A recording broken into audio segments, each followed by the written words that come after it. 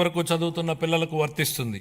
అదేవిధంగా సర్వేపల్లి రాధాకృష్ణ విద్యామిత్ర పథకం ద్వారా 35.69 లక్షల మంది విద్యార్థులకు ఉచితంగా పుస్తకాలు, యూనిఫామ్లు, డొక్కా సీతమ్మ మధ్యాహ్న బడి భోజనం పథకం ద్వారా విద్యార్థులకు పౌష్టికాహారాన్ని అందిస్తున్నాం. ఉపాధ్యాయులకు స్నేహపూర్వక వాతావరణంలో కూడిన విద్యా వ్యవస్థ కోసం గౌరవనీయ మానవ వనరుల అభివృద్ధి శాఖ మంత్రి నారా లోకేష్ గారి చొరవతో మా ప్రభుత్వం అన్ని ప్రభుత్వ పాఠశాలలకు ఉచిత విద్యుత్తును అందించాలని నిర్ణయించిందని గౌరవ సభకు ఎంతో సంతోషంగా ప్రకటిస్తున్నాను. ఇది స్థానిక సంస్థలపై ఆర్థిక భారాన్ని తగ్గించడమే కాక ఉపాధ్యాయులు మరియు విద్యార్థులకు ఒత్తిడి లేని వాతావరణాన్ని కల్పిస్తుంది. 25-26 ఆర్థిక సంవత్సరానికి పాఠశాల విద్యాశాఖకు 31,805 వేల కోట్ల రూపాయలను కేటాయింపును ప్రతిపాదిస్తున్నాను. ఉన్నత విద్య భవిష్యత్ సవాళ్లను విద్యార్థులకు సిద్ధం చేయడానికి మరియు అందరికీ సమాన అవకాశాలు కల్పించడం కోసం బలమైన సమ్మిళిత ఉన్నత విద్యా వ్యవస్థ నిర్మించడానికి ప్రభుత్వం అంకిత భావంతో ఉంది. ఈ కార్యక్రమం కింద మల్టీ డిసిప్లినరీ విద్య మరియు పరిశోధనా విశ్వవిద్యాలయాల స్థాపన, పాలిటెక్నిక్ విద్యలో క్రెడిట్ ఆధారిత వ్యవస్థను ప్రవేశపెట్టడం, అధునాతన తరగతి గదులు, ప్రయోగశాలలు, డిజిటల్ లైబ్రరీలతో విద్యాలయాలను ఆధునీకరించడం వంటి కీలక నిర్ణయాల ద్వారా మన విద్యార్థులను అంతర్జాతీయ ప్రమాణాలకు అనుగుణంగా తయారు చేస్తున్నాం. ప్రపంచవ్యాప్తంగా ఉన్న ప్రముఖ 100 విశ్వవిద్యాలయాల్లో మన రాష్ట్ర విశ్వవిద్యాలయాలను నిలపడమే మేము లక్ష్యంగా పెట్టుకున్నాం.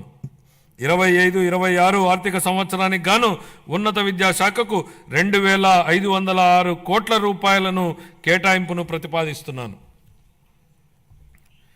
ఆరోగ్య రంగం గత ప్రభుత్వ పాలనలో ఆరోగ్య రంగం పూర్తిగా నిర్లక్ష్యానికి గురి అయిన విషయాన్ని మనం చూసాం అధ్యక్ష. సకాలంలో చెల్లింపులను చేయకపోవడంతో మందుల కొరత, సౌకర్యాల కొరత, సేవల కొరతకు కారణమైంది అధ్యక్ష. వైద్య రంగంలో దాదాపు 6,400 కోట్ల రూపాయల బకాయిలను వారసత్వంగా ఇచ్చారు అధ్యక్ష. దీనిలో 1,624 కోట్ల రూపాయలు చెల్లించి తిరిగి గాడిలో పెట్టేటువంటి ప్రయత్నాలు ప్రారంభించాం. నిర్లక్ష్యానికి గురైన వైద్యారోగ్య రంగాన్ని గాడిలో పెట్టడమే కాకుండా ఈ శాఖకు సంబంధించి ప్రజారోగ్యానికి సంబంధించి మేనిఫెస్టోలో ఇచ్చిన హామీలను అమలు చేస్తున్నాం. దీనిలో భాగంగా ఇప్పటికే ఉన్న ఎన్టీఆర్ వైద్య సేవ పథకానికి తోడుగా ప్రతి కుటుంబానికి నాణ్యమైన వైద్య సేవలు అందించేందుకు పేద మధ్యతరగతి ప్రజలకు ఆసుపత్రులకు వెళ్లిన వెంటనే ఎటువంటి ఇబ్బంది లేకుండా కార్పొరేట్ వైద్యం అందేలా పథకాన్ని రూపొందించాం. దీనిలో భాగంగా ప్రతి కుటుంబానికి 25 లక్షల రూపాయల ఆరోగ్య బీమా పథకాన్ని అందుబాటులోకి తీసుకొచ్చేందుకు మా ప్రభుత్వం ప్రణాళికలు చేపట్టింది. ఈ ఏడాదిలోనే ఈ పథకాన్ని అమల్లోకి తేనున్నాం.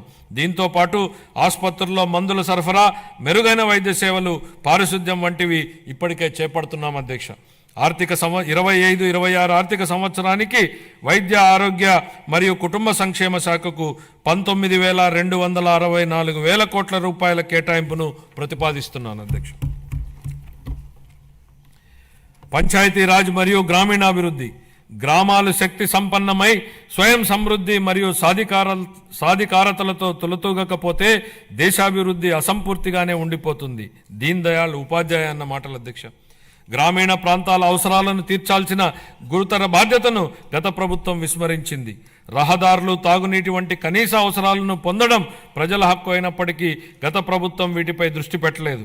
స్థానిక సంస్థల నిధులను పక్కదారి పట్టించడం వల్ల మన రాష్ట్ర గ్రామీణ ఆర్థిక వ్యవస్థలపై ఇది ప్రభావం చూపి గ్రామ పంచాయతీల హోదాను దిగజార్చింది. గౌరవనీయ ఉప ముఖ్యమంత్రి శ్రీ పవన్ కళ్యాణ్ గారి మార్గదర్శకంలో ప్రజల జీవన ప్రమాణాలు మెరుగుపరచాలనే లక్ష్యంతో మా ప్రభుత్వం గ్రామీణాభివృద్ధిలో ముందడుగు వేస్తోంది. ప్రజల